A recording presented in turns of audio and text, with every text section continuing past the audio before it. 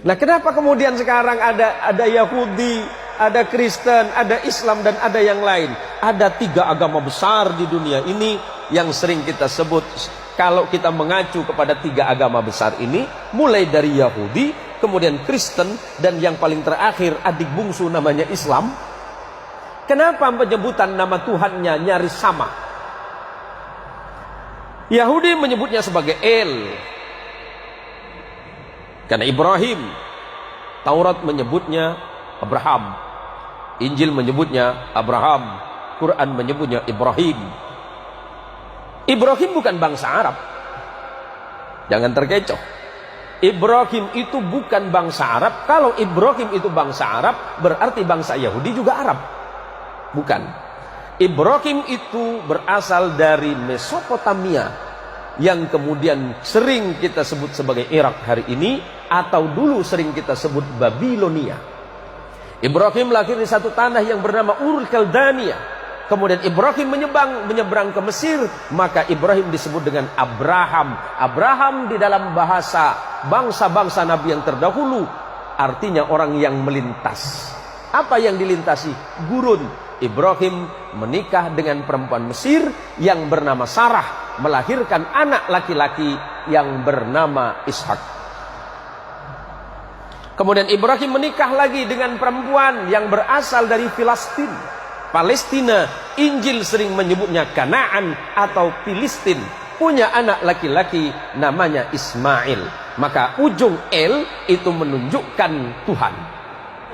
Kalau ada nama Daniel, Samuel, yang LLLL itu berarti Tuhan di dalam bahasa Ibrani. Kemudian anak keturunannya, saya singkat saja. Ibrahim punya anak namanya Ishak, menurunkan anak laki-laki namanya Jacob di dalam Injil. Quran menyebutnya Yakub. Kemudian Allah menyebutnya Israel, Injil menyebutnya Israel. Ezra artinya kekasih, El artinya Tuhan, karena Yakub adalah kekasih Tuhan atau kekasih Allah. Yakub punya anak 12 orang bersaudara yang sering disebut sebagai Bani Israel, karena anak keturunan Yakub. Yakub disebut Israel, anak Yakub disebut Bani Israel. Siapa? 12 orang. Yusuf bersaudara. Abangnya Yusuf bernama Lewi. Lewi punya anak namanya Imran. Imran punya anak namanya Moses. Dalam Injil, Quran menyebutnya Musa. Dan punya adik yang bernama Harun. Adik Lewi namanya Yahuda, yang kelak menjadi cikal bakal nama agama Yahudi. Yahuda punya keturunan terus. Salah satunya bernama David. Di dalam Injil disebut sebagai the King of David. David punya anak namanya King of Salomo.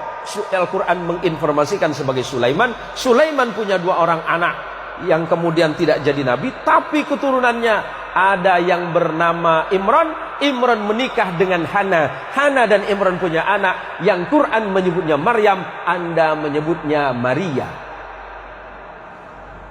Maria punya anak namanya, Al-Quran menyebut Isa bin Maryam, dan Anda menyebutnya the Jesus of Christ. Sederhana, Pak. Kenapa berbeda? Itu masalah iman saja. Hari ini kita tidak sedang mempertentangkan iman, tetapi bagaimana kemudian kita merajut perbedaan-perbedaan yang ada untuk menjadi sebuah sumber kekuatan bagi sebuah bangsa besar yang bernama manusia. Lebih-lebih kita adalah bangsa Indonesia yang luar biasa. Tepuk tangan untuk Indonesia, Pak.